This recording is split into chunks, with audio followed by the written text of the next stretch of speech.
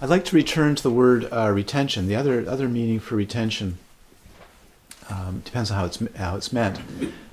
Is zung in Tibetan.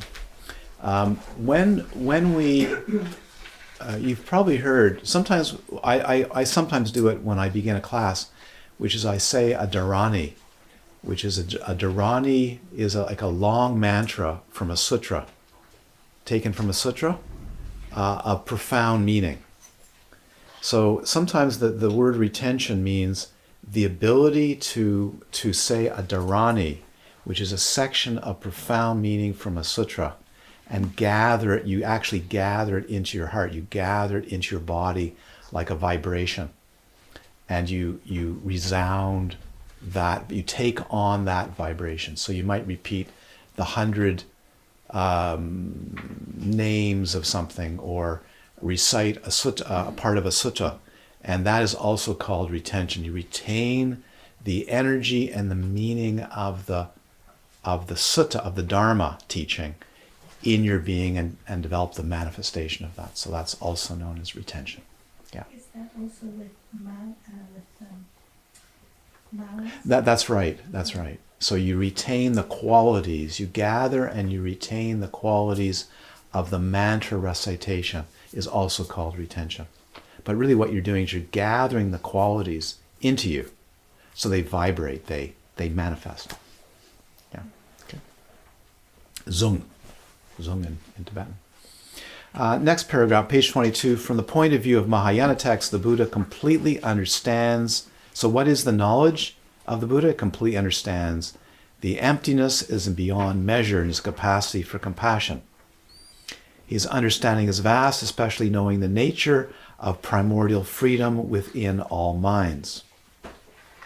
And then the ability to ripen beings to this realization. And it says in the text, many texts, this knowledge is not fully comprehensible or at all comprehensible to a being subject to the afflictive states. The Uttara Tantra Shastra says, quote, recognizing the nature of an image of peaceful appearance, flawless and made from shimmering gold, while it is still contained in its mold, an expert removes the layers of clay. Likewise, the omniscient knows the peaceful mind, or the liberated mind, which is similar to pure gold, and removes the obstructions, the obscurations, by teaching the Dharma, just as the mold is struck and chipped away. That's a beautiful metaphor. Mm-hmm. Very old-fashioned metaphor, but fantastic. To, again, knowing the causality of that which liberates a being, the paths that liberate beings, just like a mold contains a. So, for instance, you just look at a dorje like this, which is a piece of brass. There's actually a lot that goes into making one of these. A lot. Even the sand casting is probably sand cast. But the sand casting, there's a lot involved to make a good one. There's a lot of causality that's required to figure out how to do this just right without having. Have you seen ones with pits and voids in them? Mm-hmm. Yeah? Those should be rejected, by the way. Those are ones that they didn't reject because they're trying to sell them off. But to actually make one of these that isn't filled with pits and voids and pieces of clay and all kinds of debris is actually really hard to do. I know, because I've actually done it. I've actually trained in it. So when I look at this, I actually go, that's actually pretty skillful. There's a lot of oral history that's in the same way. To extract the purity of the gold of Buddha nature from beings requires the skill of how to break the coverings off of beings, the coverings that are obscuring the way. You have to know the coverings and break them apart. So that is the teaching of Dharma. So then I give a metaphor here in seas rough or calm. I don't know, maybe this has happened to some of you. When we find ourselves flung overboard. Originally, when I wrote this, I wrote a cruise liner. No. Those palatial cities of godlike beings, traveling along and someone finds themselves flung overboard suddenly into calm or rough seas, it's pretty rare, I expect. I'm just going to make this assumption. It may be wrong. You can let me know if you think I'm completely off base. But when someone is thrown into the ocean off a luxury liner, you get the metaphor. I think the last thing they ever think about is contemplating the ocean. What do you think? So what do we normally do when we're flung off an ocean liner into the sea? We want help. We want help to get back on, right? Yeah. But we don't actually contemplate the medium that we're in. Well, we might. We might, but we rarely do. Yeah, we might. With some training, we might. Yeah. So there's going to be no possibility, as this wonderful 19th century text on samatha and mahamudra says, there's going to be no possibility of contemplating the mahamudra, Buddha nature, until there's sufficiently well-trained mind to dwell in the appearances. Otherwise, the appearances are like being thrown into the ocean, and all you do is you follow the appearances, but you actually can't, in the midst of experiences and appearances, study the embedded awareness that you're in. Does it make sense? That takes training. Yeah. Also takes a pretty good degree of samatha. Yet, in the long run, it would be our wisest course of action to study the ocean. But when we're flailing about, we want to get back into the cruise liner because, you know, those big suppers with lobster thermidor and, right, and billiards, buffet, skeet shooting, all the works, cabaret shows. Where would you rather be? Would you rather be on the luxury liner or out in the ocean flailing about? Which one? You see? Yeah. Okay. So all the sources of refuge, especially the ones from which we can hear, meet, and receive Dharma instructions, remind us that whether in rough, the dakas, dakinis, and dharmapalas, or tranquil conditions, peaceful lamas, Dharma, and bodhisattvas, it's essential to keep hearing, studying, and meditating on mind's intrinsic freedom, intrinsic natural freedom, and natural infinite compassion. Otherwise, we will just keep reaching for the next appearance. Sound familiar? That's the dilemma that people are in. You have to gain confidence of the nature of freedom to stop chasing after temporary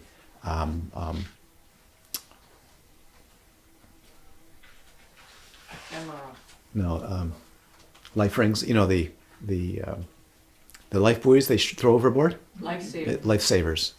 Those rings. Yeah, that if they hit you in the head, you usually go unconscious. They'll knock you out and kill you. Ever felt how heavy those are? Because these life-saving things. We used to do a lot of life-saving. And I remember once getting hit in the head with one of those and thought, God's going to kill me. Be very careful. I just see that. Anyways, get the idea? Yeah. If you let me give you another metaphor. It may be clear. If you really aren't introduced to the nature of gold, I've seen this a lot.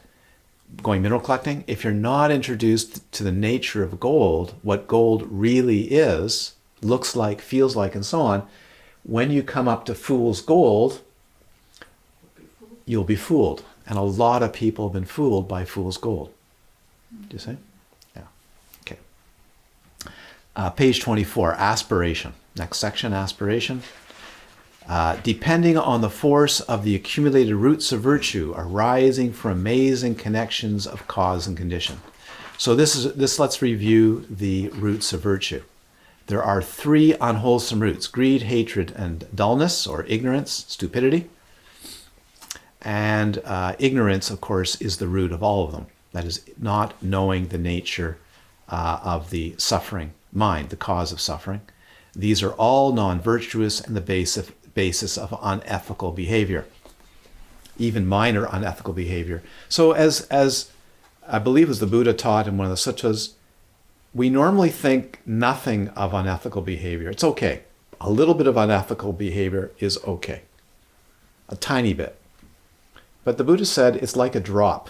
You know, like a drop in a cave to grow a stalagmite? You think, well, that drop won't really do anything. But when the drop goes on day after day, invisibly month after month, drop, wait an hour, drop, wait an hour, drop, wait a day, drop. Over the course of a decade, the stalagmite might be that big, you see? So the Buddha gave this analogy of drops of water, both positive and negative, are really powerful, because even in building the positive, that little steady drip, yeah, could fill up your, like a steady drip from a washing machine. Maybe the hose isn't on tight enough. The steady drip of the washing machine, perhaps when you come back in the evening or the next week after work, or you've been away for a while, has your whole basement full of water. I know some of that happened to. The hose on their washing machine, they left their washing machine on, went off for work, and then they, I think, took the weekend off, something like that. And the clamp had come off just a little bit, worked its way off. And when they came back to the house, the basement, it was just going drip, drip, drip. And the basement there was quite a lot of damage. So we want to drip the positives and the wholesome, and we want to turn off the dripping of the unwholesome. The three roots of virtue are the opposites of the three unwholesome roots: non-attachment or generosity, for the opposite of greed; non-aggression or non-hatred, which is loving kindness; metta, for the opposite of hatred; and non-ignorance or non-delusion, which is insightful wisdom; amoha, as the opposite of moha, or ignorance and stupidity. These three unwholesome roots and their opposites, the roots or seeds of virtue, are powerful forces. So don't ever think that just positivity and wholesomeness isn't powerful. It's really powerful. And they all leave traces. So the activity of any one of those seeds is called karma, or kama in Pali. And seeds, when planted and watered and nourished, have good results or poor results. They produce shoots and fully formed plants. All mental actions have resultants, even if faint, like a wisp or a contrail in the sky after a jet. They'll print out sooner or later. Some will print out large, like tidal waves or tsunamis, and others will print out small and weak. And even if unnoticeable to our awareness, there are no truly neutral waves of karmic activity for sentient beings. So as Jitsun Sumgon said, something different from virtue and negativity, like an undetermined seed or deed, does not exist. There's no such thing as really neutral, non-producing activity. Kind of my question is, is loving kindness naturally present if there's non-aggression, or do you have to kind of cultivate loving kindness? All positive states have an element of loving kindness. So Whenever there's any kind of positivity, there's actually loving kindness in all states. It's just quite fairly invisible until it's blossomed. So in other words, every time there's a decent good state, there's loving kindness found in it. So what you want to do is you want to find that loving kindness and bring it out until it becomes the predominant quality. That's all. cool. Yeah, it's there. Yeah. You will learn that in Abhidhamma. Nice. Great teachings of the Abhidhamma.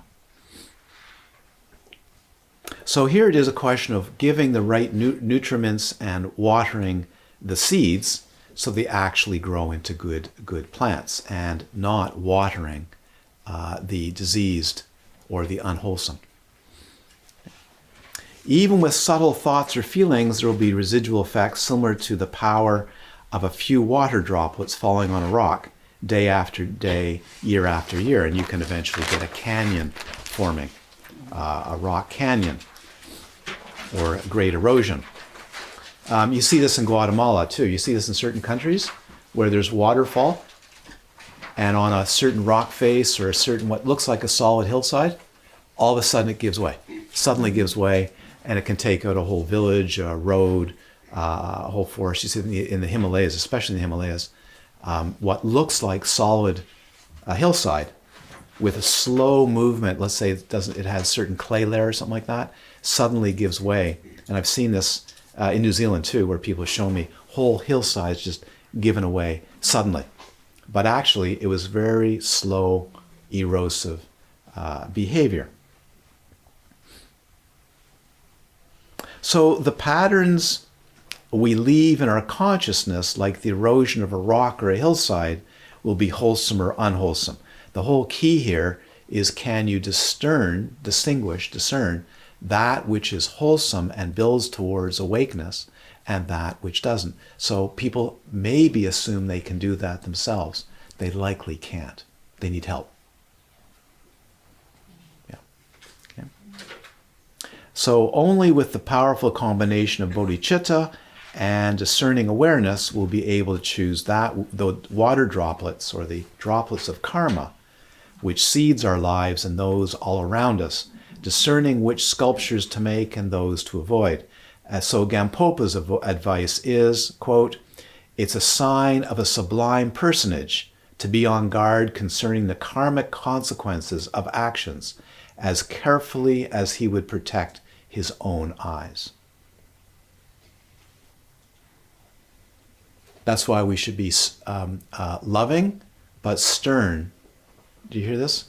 Compassionate, loving, and stern about the karmic patterns that can cause immense harm to an individual or others that seem to be innocent, not too much, but actually grow into a tsunami or a landslide later on.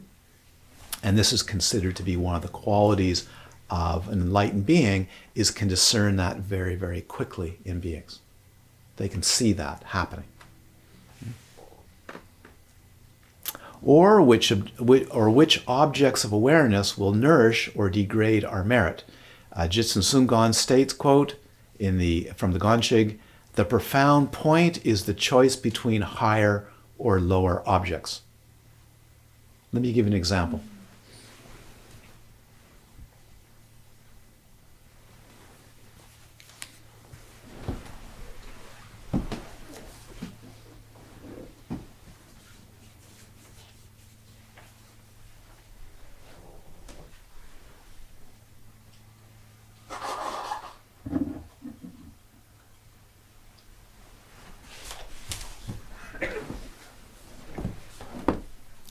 Would you say that's a pretty object? Yes.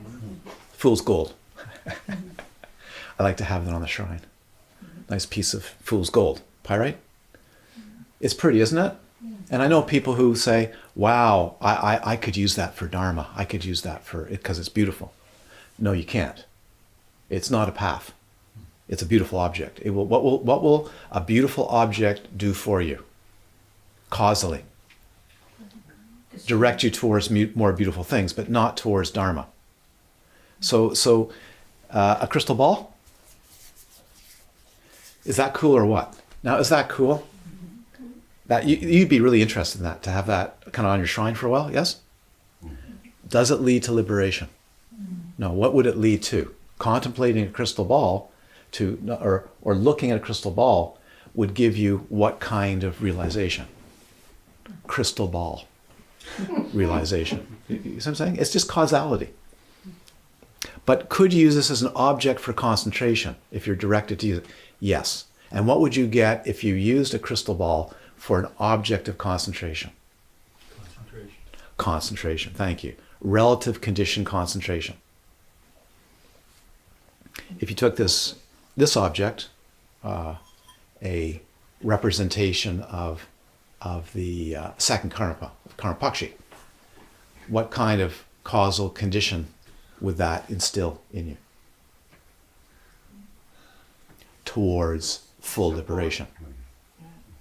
So what you contemplate and what's behind it and what you engage with it is really essential. So this is why just as someone says, the profound point is the choice between higher or lower objects. Both are metals. One has the signs and symbols of a complete enlightened being. One has the signs and symbols of a piece of pyrite. Do you see? Even though they're both very beautiful. This one's more shiny and actually would likely, if you look at a shop, it could be that more people would buy the pyrite than the brass figure of the second karma, because it's more shiny and glittery. Do you get the idea? So you have to pick your objects, people, places, and environments wisely. Mm-hmm. Or you take up the factors of conditioning of that entity.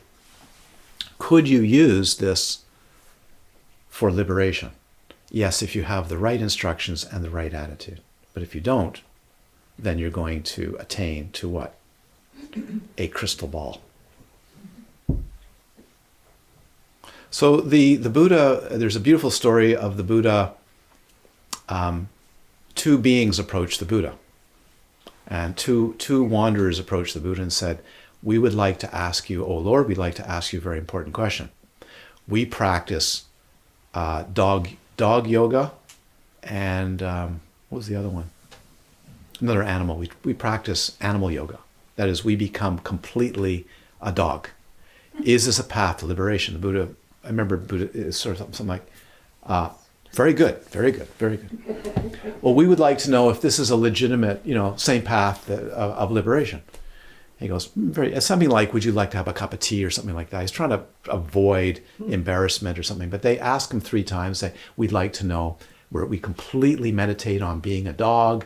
Will we become enlightened? And he had to say what in the end to them? Very nicely, he said, oh no, you will become a dog. So this is a really a very poor understanding of causality. Just mind the cable there. Great.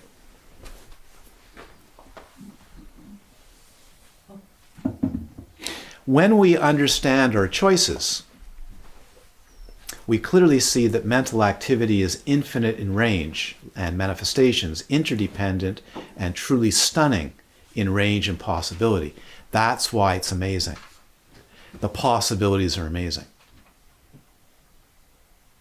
So once you understand interdependent origination, the infinite causes and conditions that are possible, that becomes a stunning, amazing understanding of what you can do with an awakening being and what they can do with their lives. That's amazing. So that's why Sublime says the amazing connections, read interdependence or interconnectivity of cause and condition. That powerful force and storage of virtue allows for bringing forth the penetrative insights into the very essence of our own awareness. So never, ever forget causality. That includes the places of retreat. That includes the places one inhabits, the food one eats. You don't have to get the food, luxury food. You just have to actually have food that nourishes you, right? For you.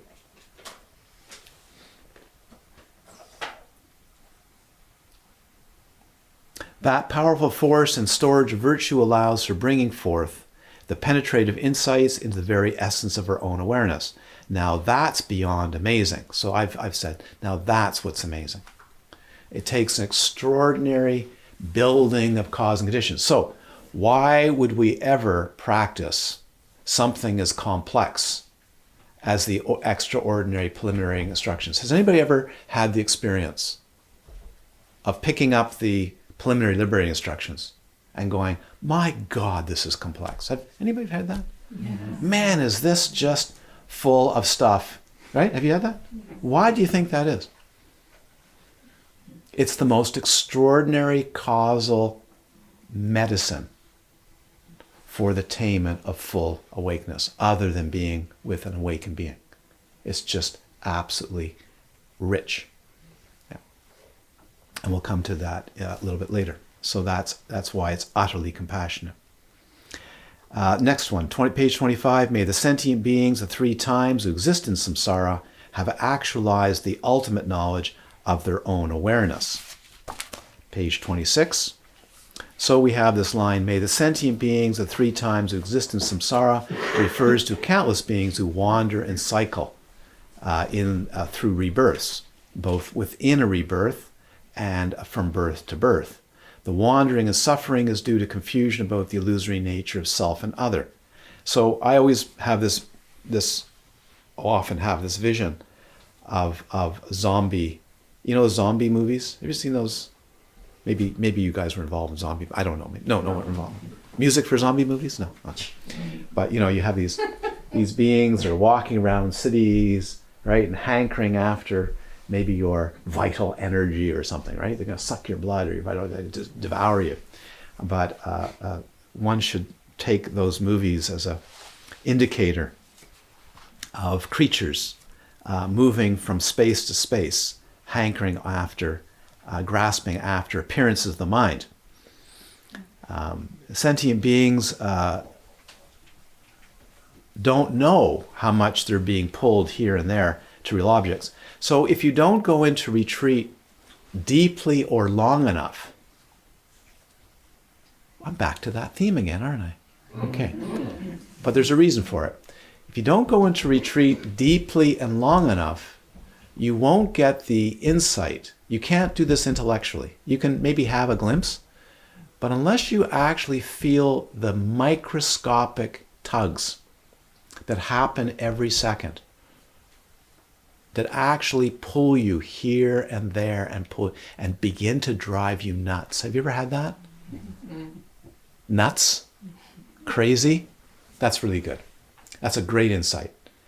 That will produce eventually a state of fear, of causal conditions. That means you know that you're being drawn into all kinds of causal habit patterns due to the chasing after objects of the mind. That's when you might turn to Dharma. Even in the path of insight, meditating, you're not going to turn to Dharma until you have that insight, which is every fraction of a second, I'm chasing an object. I'm simply hankering after an object to relieve my anxiety.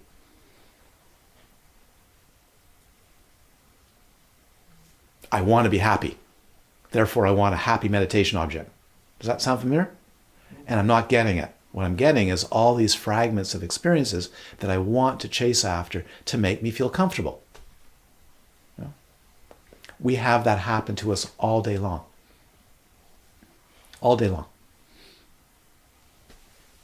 So misunderstanding appearances and hunting down fleeting mirages and rainbows is the definition of wandering in samsara.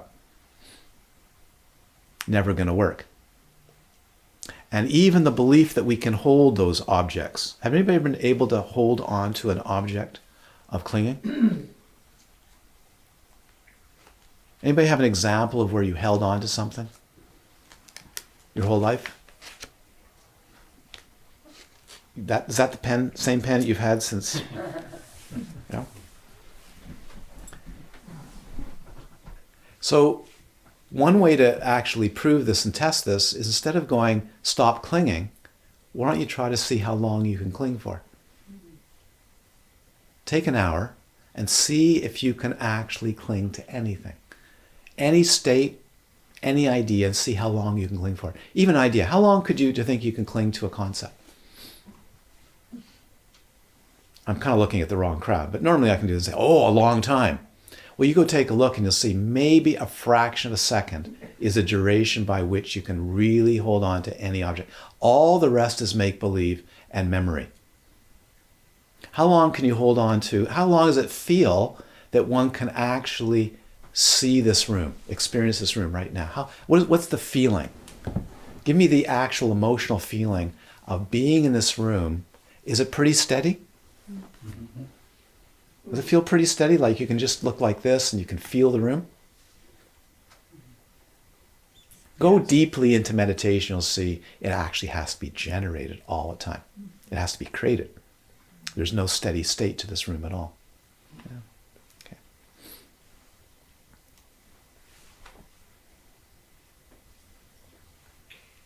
So Lama, Mark, as you're saying that, sitting there, you know, there's a breeze, there's the little thing doing this fuzzy around, there's light that changes, the curtain moves. Are those all, as you use the word apparition, or are those the things that we tend to cling to make this real? Is that, I'm wondering, is that what you're talking about? To feel the room when you actually...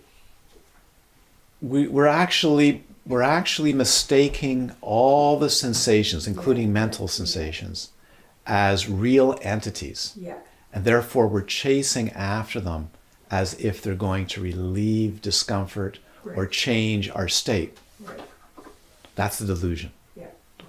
When in fact, if we actually see the ground in which everything is embedded, there's nothing we need to actually do. Yeah. It's free. It's absolutely free. And it's blissful. As it turns out, it's blissful, it's infinitely compassionate, it's vast, beyond belief. We can rest in that. And actually, it turns out we don't rest in that. Mind can rest in mind, quite effortlessly. So we get hooked by the distraction of this, which... Simply through habit patterns. Exactly. So what's the fastest way to actually break through the habit pattern of doing that? You have to have an antidote that's much bigger than the habit pattern. So imagine if you visualize yourself in the body of a luminous, fully awakened being, Yeah. and your speech was no longer ordinary speech, which was Buddha, was actually Buddha or a high-level bodhisattva speech of mantras and sounds of liberation, and your mind resided in pure appearance. If you do that long enough, what's going to happen? You'll get used to that. Right. And then you'll eventually see that actually that's the way phenomena is. When you get habituated to something, you don't know where it came from. You don't know what its origin is. Who here can remember back in the fetus? You know, can you remember, all of you? Remember back in the fetus when you were mapping your body to a square centimeter or a few millimeters? Can you remember that? Just like yesterday. Just like yesterday, isn't this vivid? And today, when you go like this and you say, my knee or my kidney's a bit sore, yeah? You go like this, and you have no idea where the idea came from that there's not only a kidney, but you can reach back and map it in such extraordinary detail. No idea. So the habit patterns that build like a drops of water over decades, years, no idea, no memory that they're actually built. And all this experience is actually built. It feels totally natural. Doesn't this room, the experience of the beings in this room, the outer environment and all this feel totally natural? Is that right? It feels totally natural. It has to get built. We just think it's actually how we all see it. It actually has to get conditioned.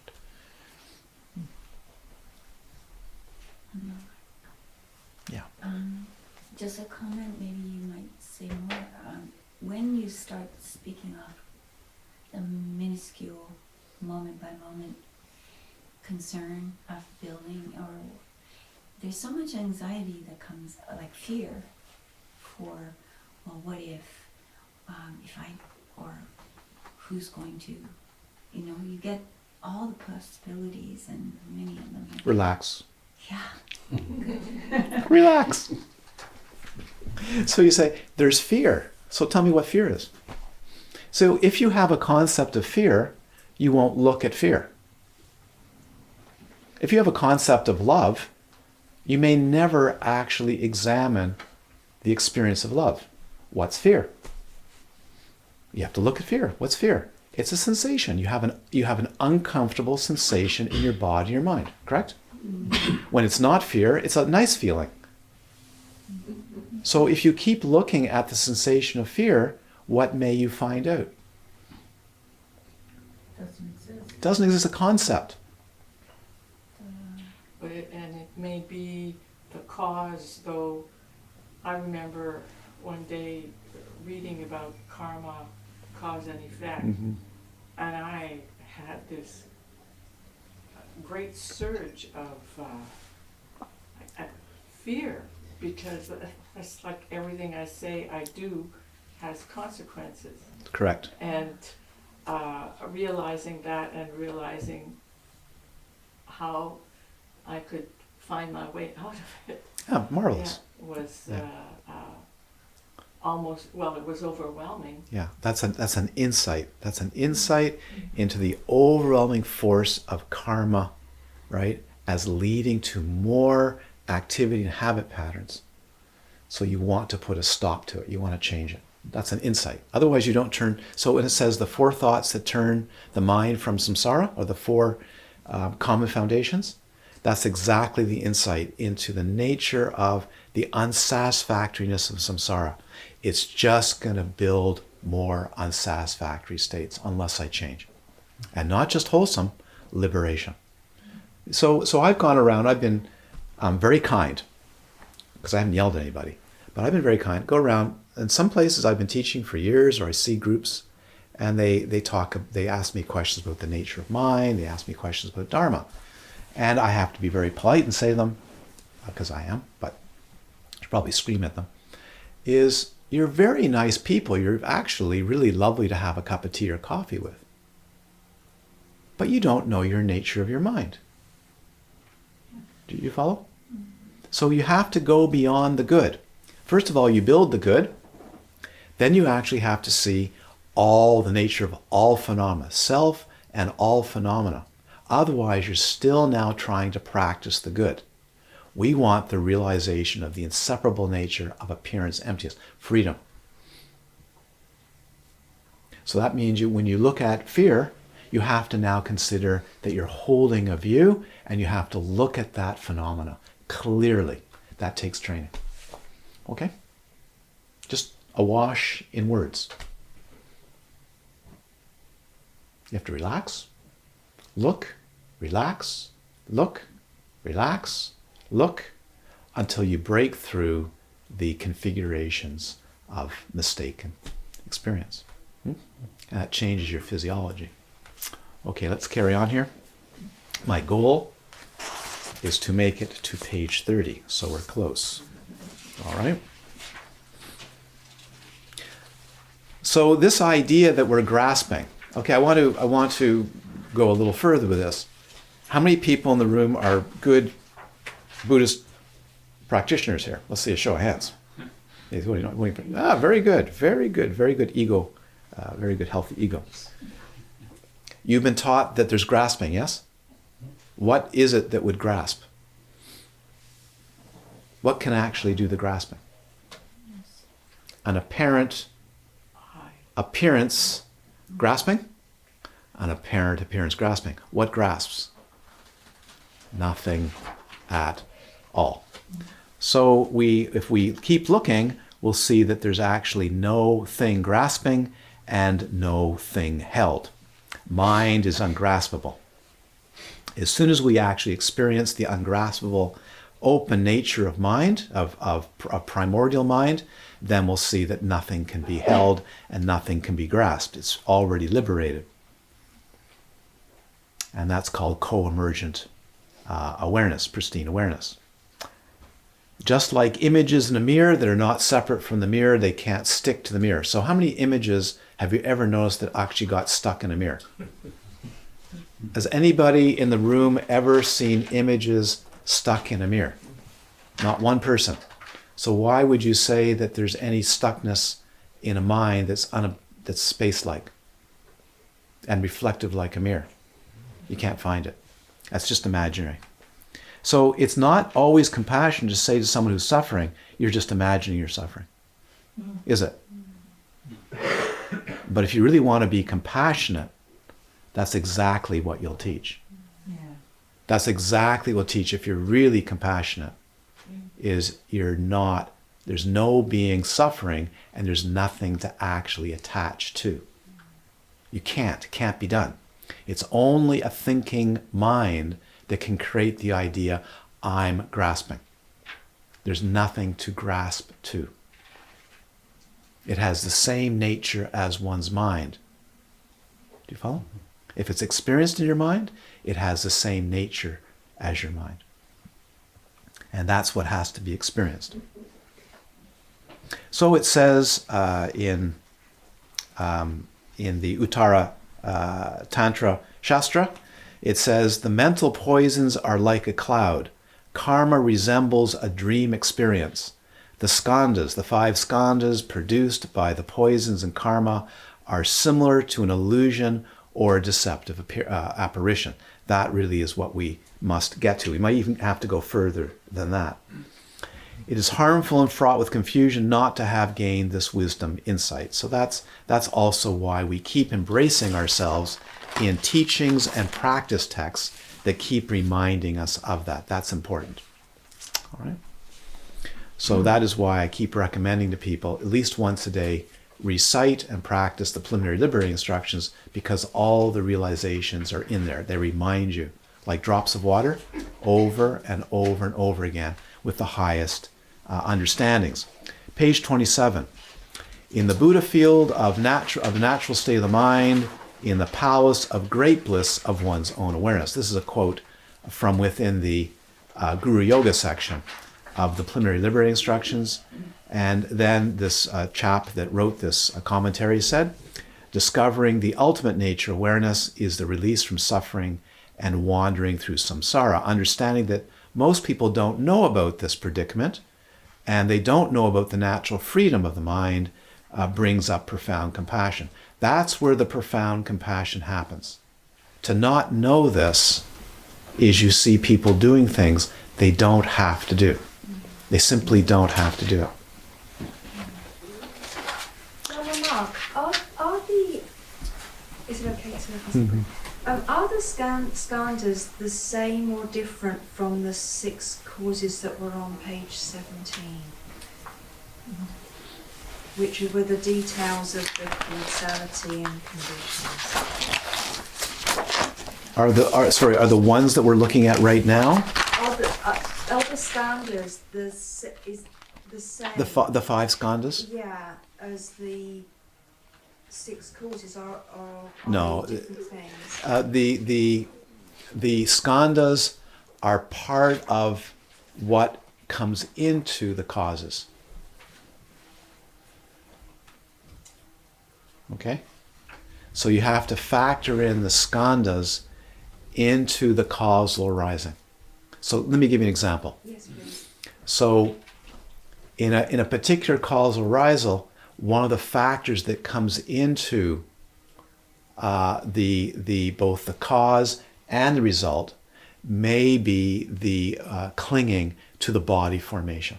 You can say that's part of the causal conditioning, is the apparition or the clinging to the body formation or to feelings.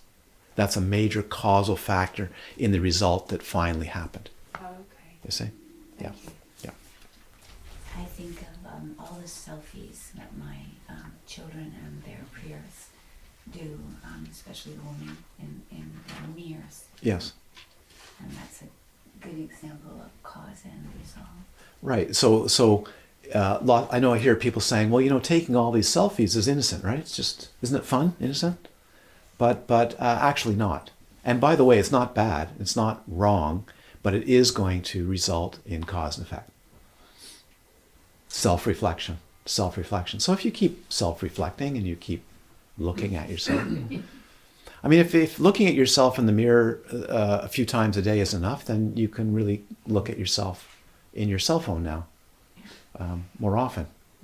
And so I too take selfies occasionally. Kind of fun.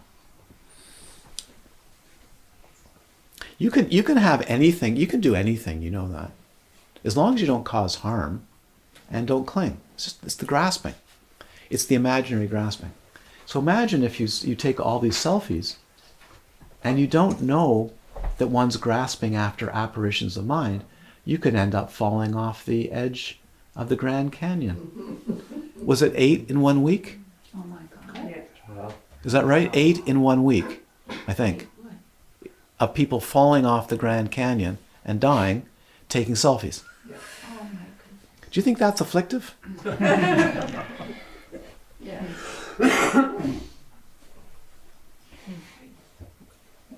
We laugh at that, but then do we consider that there's 50,000 gun deaths in the United States alone?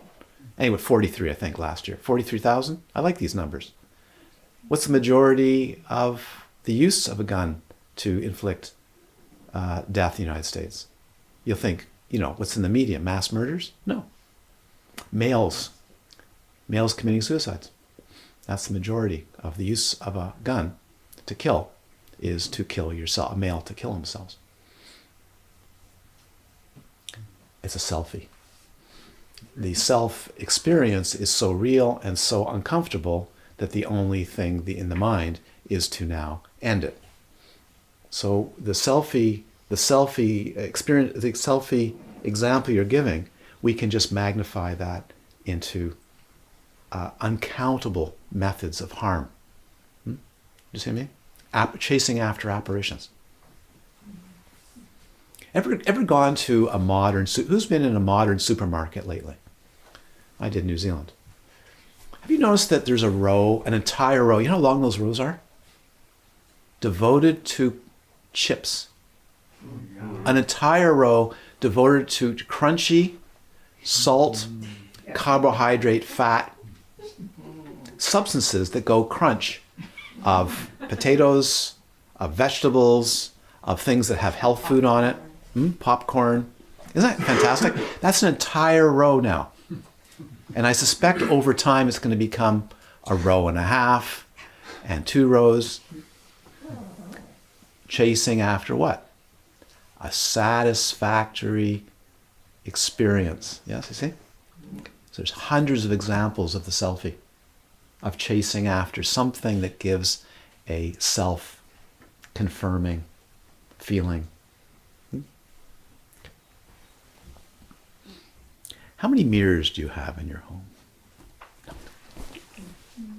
Wouldn't that be fun?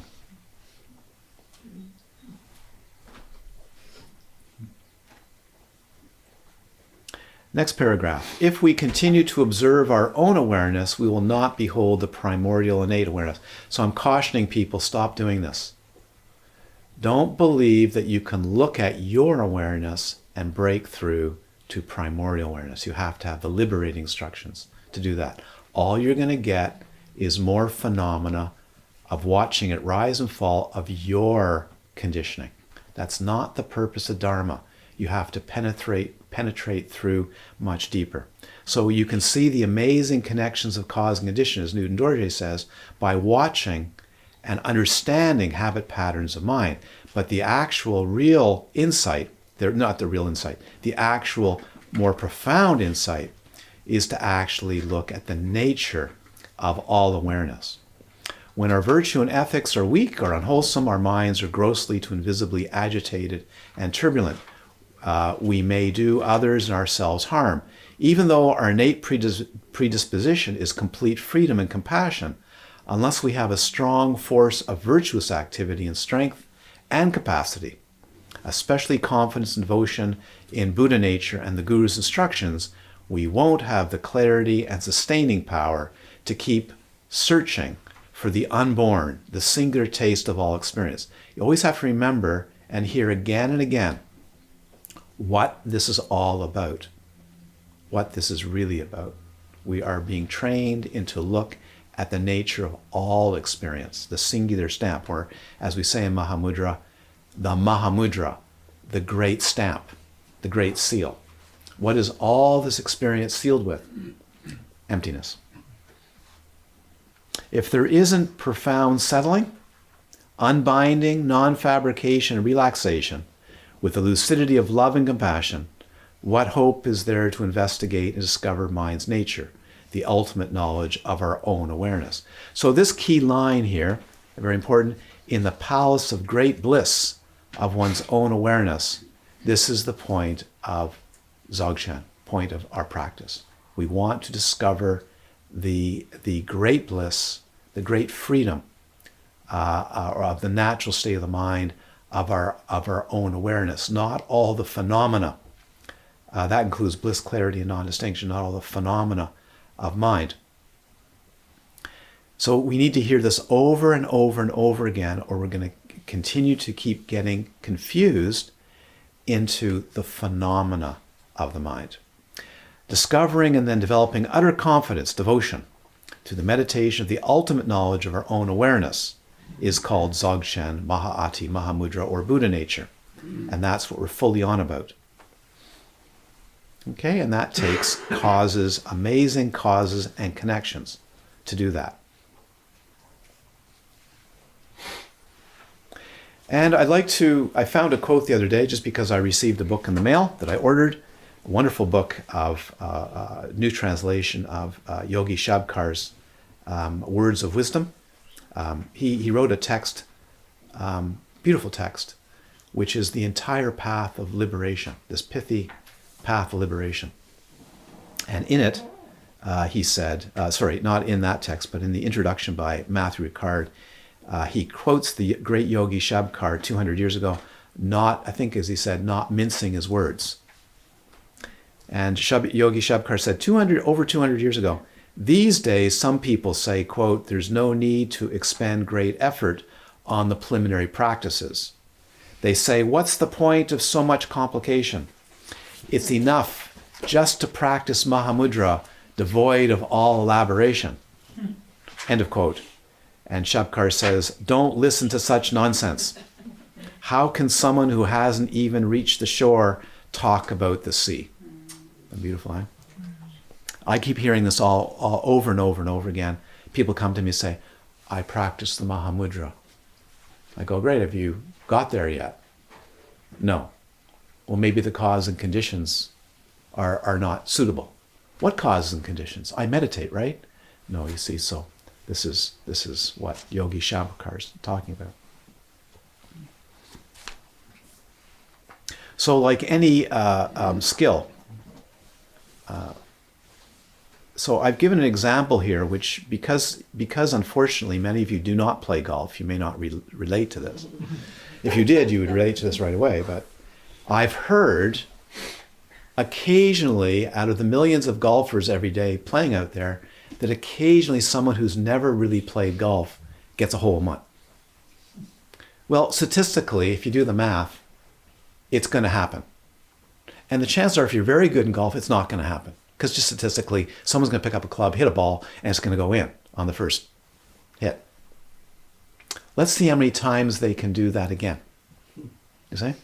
So it's better not to play the one-off type of meditative experience, waiting for the mystical experience to do it all. It's much better to understand causality and train in all the good qualities. And then when Mahamudra, the Mahamudra dawns, or the Dzogchen dawns, or Rigpa dawns, there's a much greater chance of being able to blossom it and develop confidence than a one-off mystical experience. That when you say to me, back in 1974, I had this experience, what should I do now? I never want to hear that. Back in 1965 in retreat, I had the following experience, and the teacher said it was Sotapanna. What should I do now because it's been 50 years? I don't want to hear that. What I'd like to hear is, I've been actually blossoming that for the last 50 years. I recognize the significance of that, and I've actually blossomed that glimpse. So this is called actualizing the ultimate knowledge of their own awareness. So no matter how much we add ingredients to water, we can't pollute it. This is a realization. No matter how hard you try to pollute the mind, you can't. So anybody ever feeling despondent about not fully realizing the nature of Buddha's wisdom? It doesn't matter.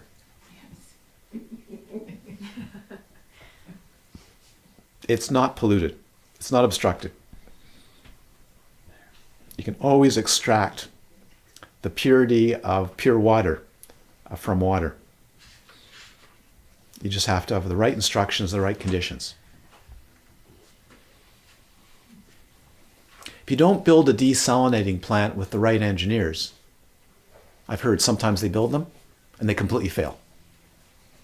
Isn't that amazing? Build a $500 million desalinating plant and it completely fails because they couldn't get the engineering right.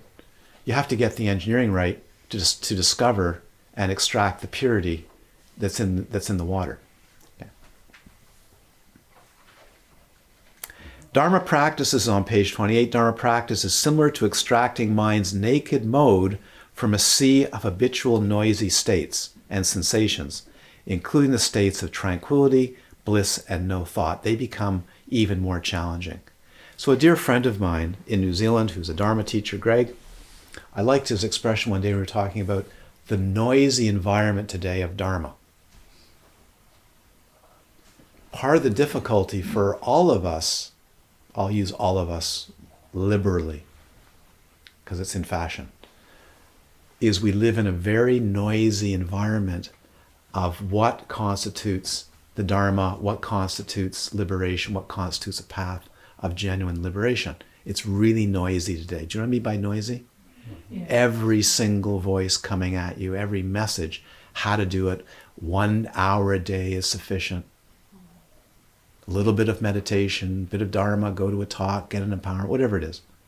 It's noise. It's Dharma noise. And one has to actually really cut through that Dharma noise.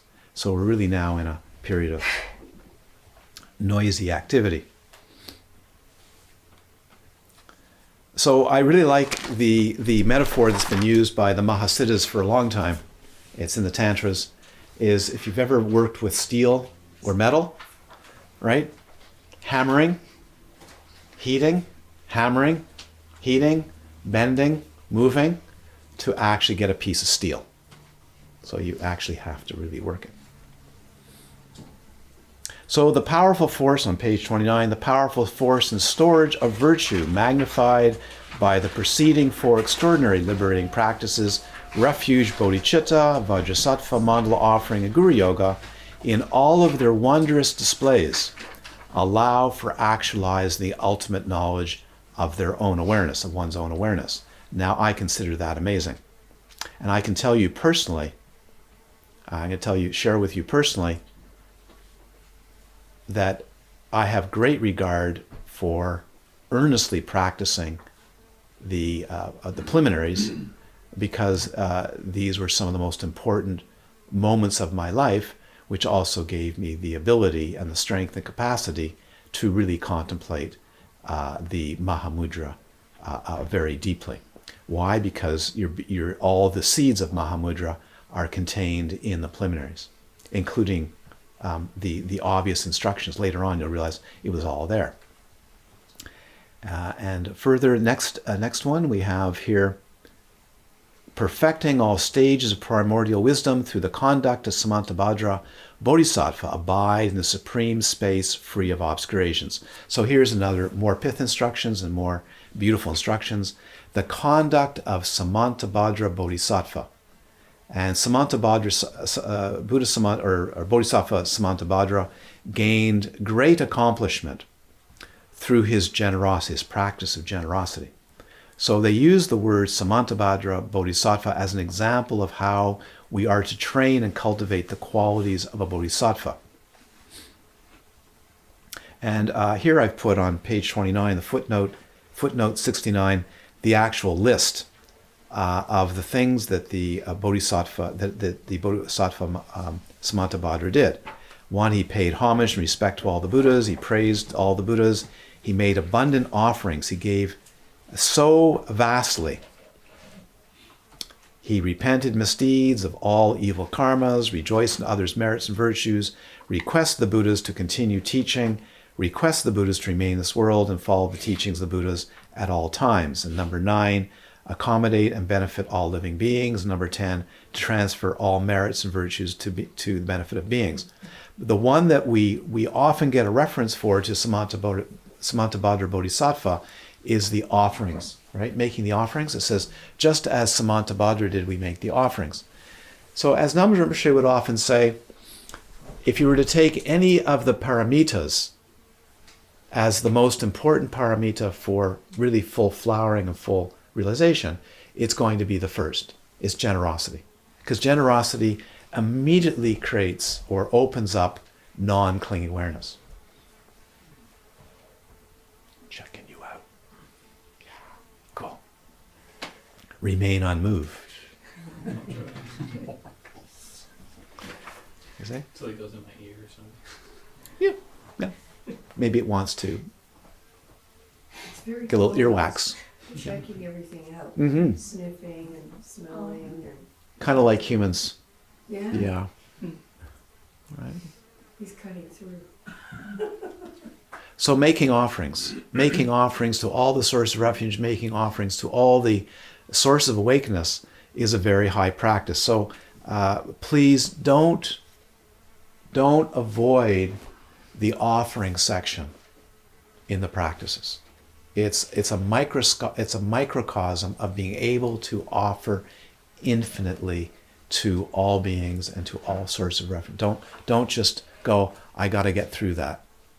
Right? Sometimes when we have group meditations, sure, we're very fast, we go through it. But actually, when you practice by yourself, please take some time to really know how to make the offerings.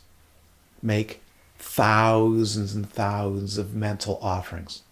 And also make great generous offerings to sentient beings.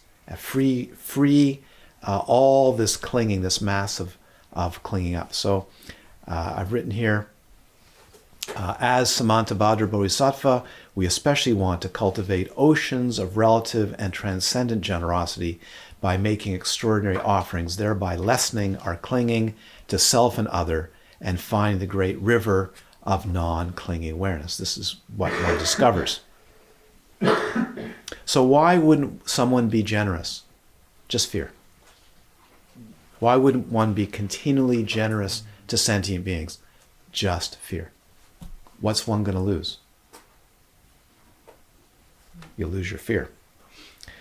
The next line is a famous pith instruction of Dzogchen to dwell in the supreme space free of obstructions. The realization of mind's nature is that it's primordially empty, like space is infinitely vast, while at the same time, a discovery that mind's empty nature is utterly free of any obscurations. Now, some of you are going to say to me, perhaps, because some have said this, why I've experienced this. I've had lots of people say, I've experienced this. I'm going to come back to, Ludo's going to know, Ludo knows what I'm going to say next. It's amazing. So people come to me and say, I've experienced this, I go, yes, I believe you. Why now isn't it blossoming and flowering in my being? Do you know what's coming next?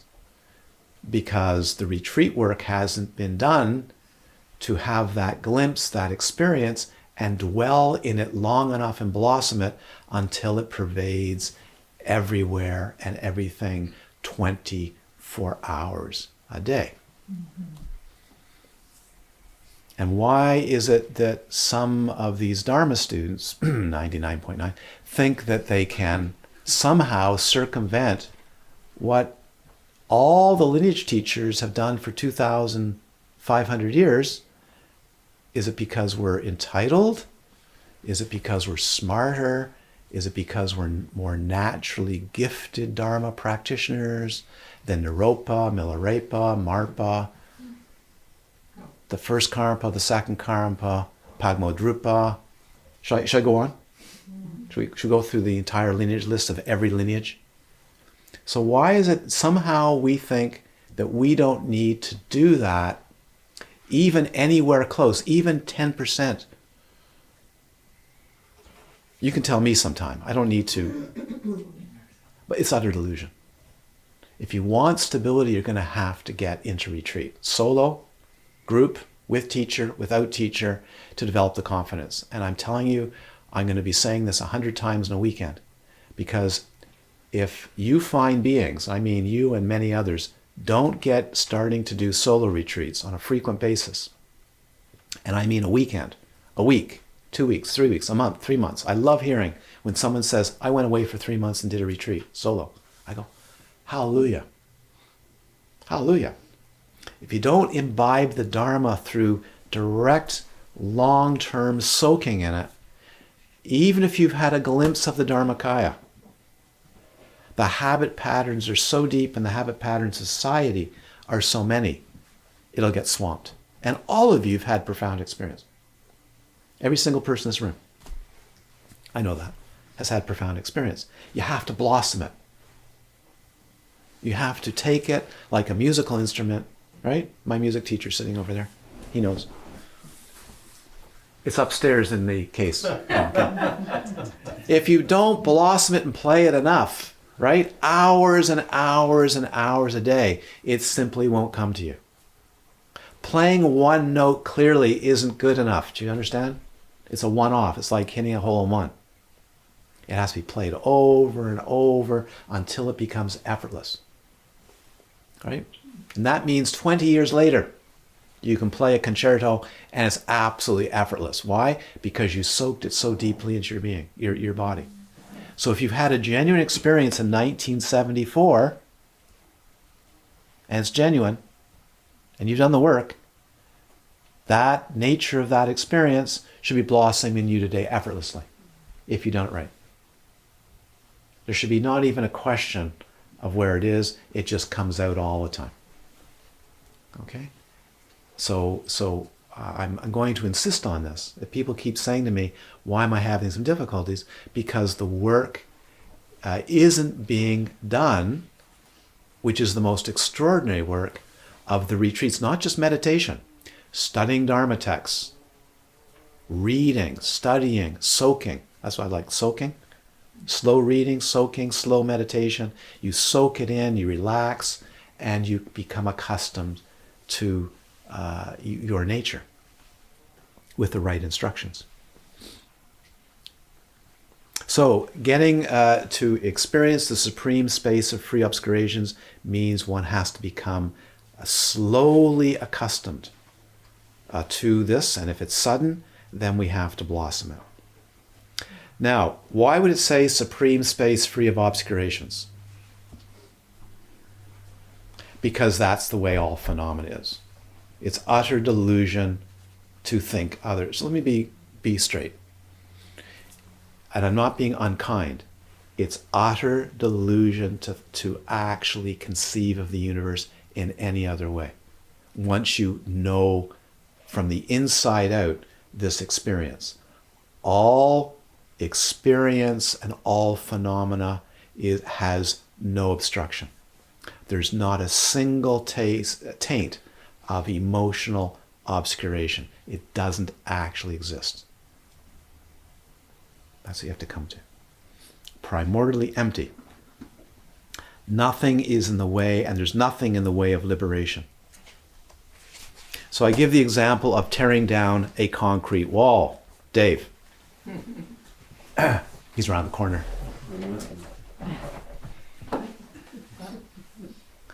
If you have a concrete wall, it's filled with rebar, and you say, oh my God, someone hands you a chisel and a hammer. You know, hammer and chisel? What's that feeling of taking down a solid concrete wall with a hammer and chisel? What's the feeling? It'll take forever. Have you ever had that experience? Now, Teague has had that experience, right? When he's had to do his construction work. Oh man, because I've watched Teague. Oh man, do I have to take all the tiles out? Yes, but it's going to take forever. See? The feeling, right? But with the right change of attitude and the right change of view, all of a sudden that wall is no longer there.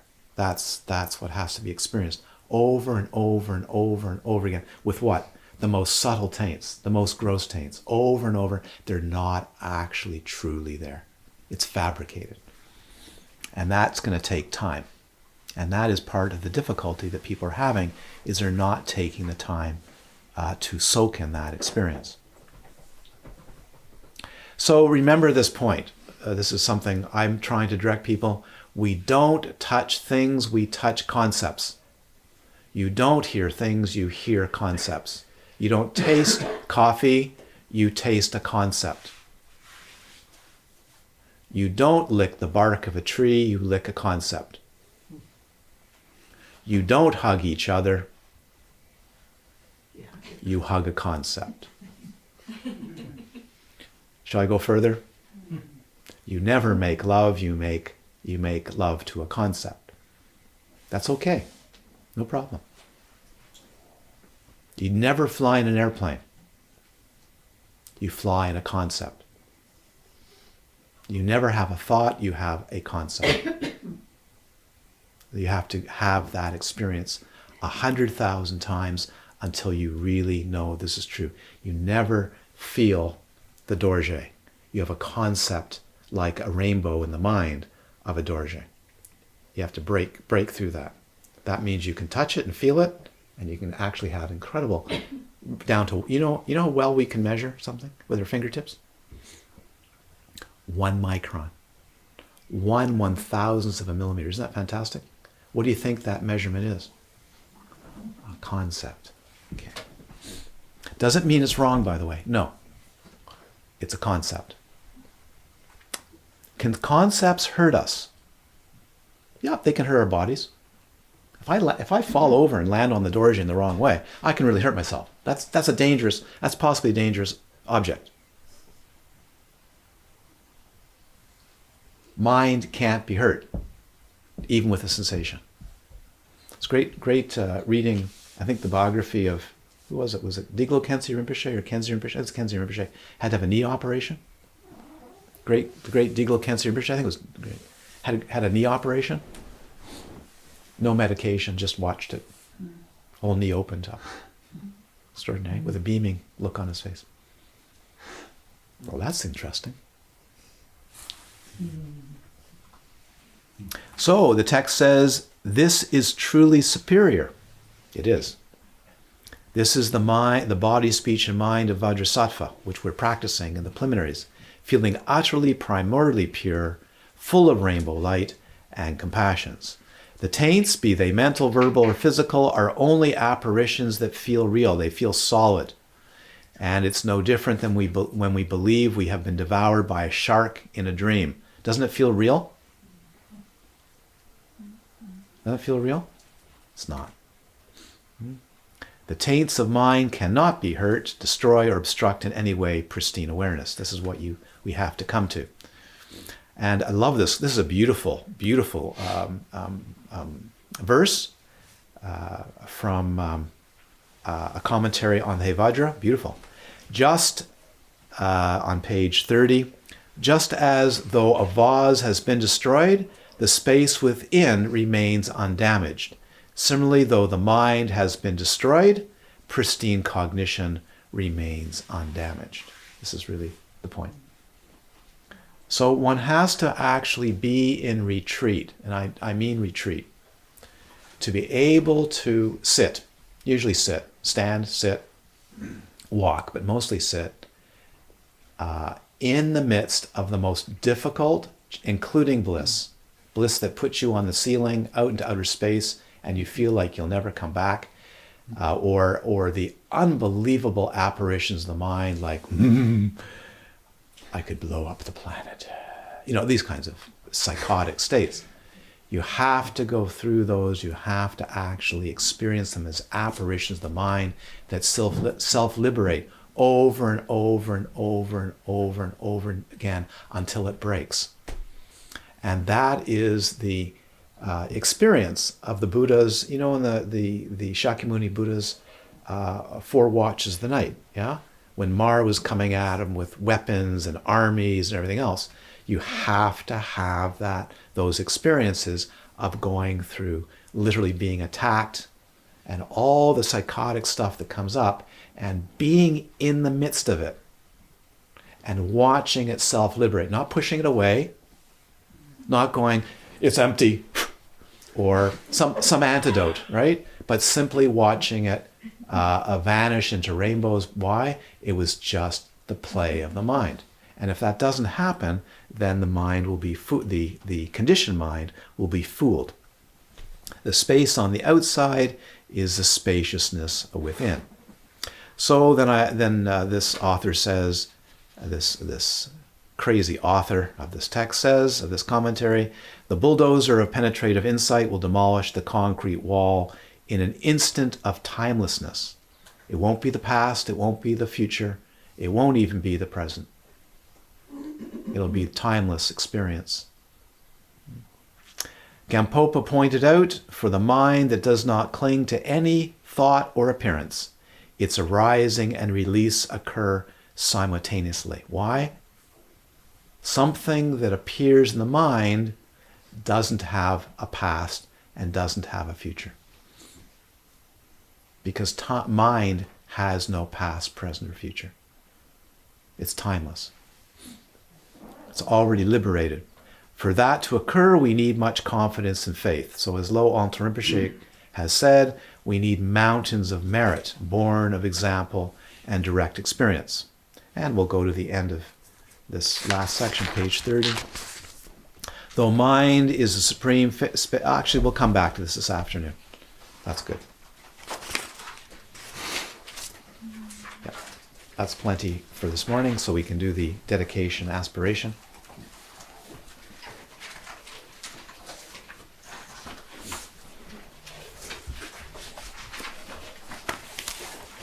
You don't have any questions after that, do you? No. Very good.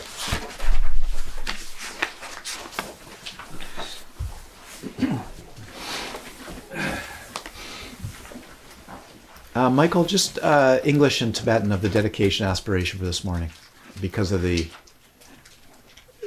author, the commentary, going quite long this morning, okay? Whoever that might be. So we'll just do the dedication aspiration in English and Tibetan.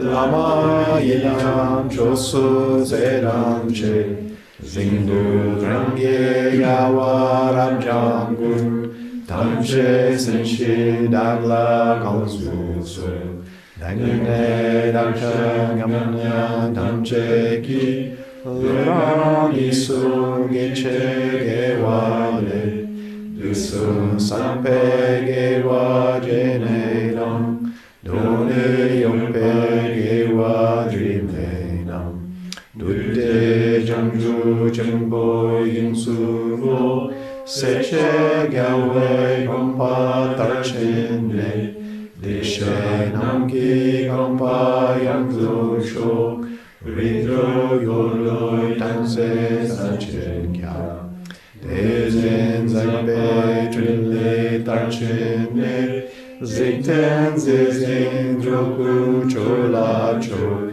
Now jor de chu pagi jorwa shok Gyudro korwe jumya konjane Namke zalumbe sangye nucho shok Yukten rendre meju leke pai Deva sarva sampe tutane Korwa nipe duso samchanam Rame namye gompa nyungyone Kunzan chumbe yashe sangujo Rimra changi lamlu neryoshi Shandum minge luje shoryushin Molang sambe changi changi zing Lho Dorje sondu mijene Onzang yangbe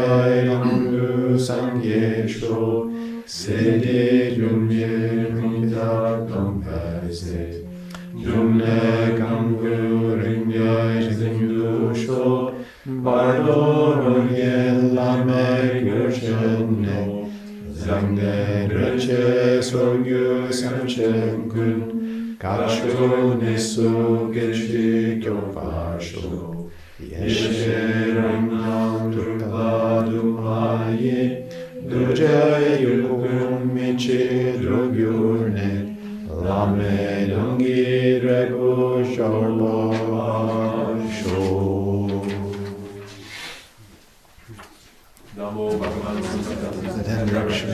3 times. Gurus, devas, and 3 jewels.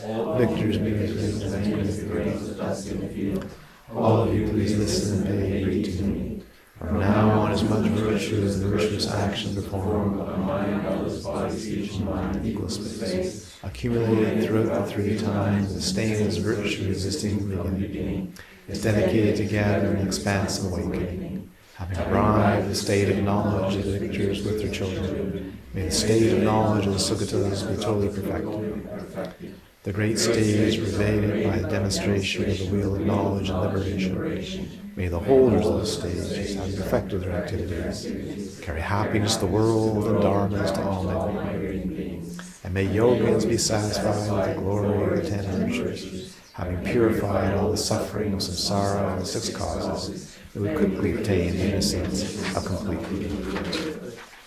And on the force of the accumulated roots of virtue, arising amazing connections of cause and condition, may the sentient beings of 3 times of existence samsara, having actualized their own awareness, perfecting all stages of primordial wisdom through the conduct of Sanatana Bodhisattva, abide in supreme space free of obscurations, without objectifying the meaningful benefit of others, according to the capacity of disciples. The reign of Dharma falls corresponding with their interests.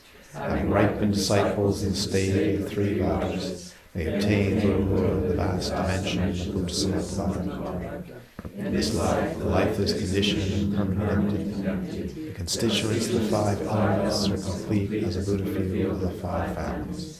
Having arisen in the form of the Guru of Bodhiyana and the Dharma, may all sentient beings led by those positive and negative connections immediately go to the charge. Having ripened and liberated the whole range of disciples through many emanations, the appearance of one's own primordial wisdom, may go to the unsurpassed ultimate result.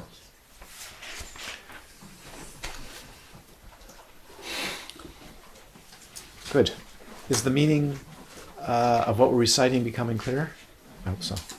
That's lovely. Very deep teachings of Dharma. Wonderful. Let's have some lunch, have a stretch, and I think Janice is after lunch. Are you offering? Yeah. Yep, after lunch. Take people on a tour of the ridge. Absolutely magnificent over there. And what time should we come back? I'll let Janice organize that. When will you come back here to start again? 2:30 or 3? 2:30? 2:30. Roslinites? 2:30? 2:30. Excellent.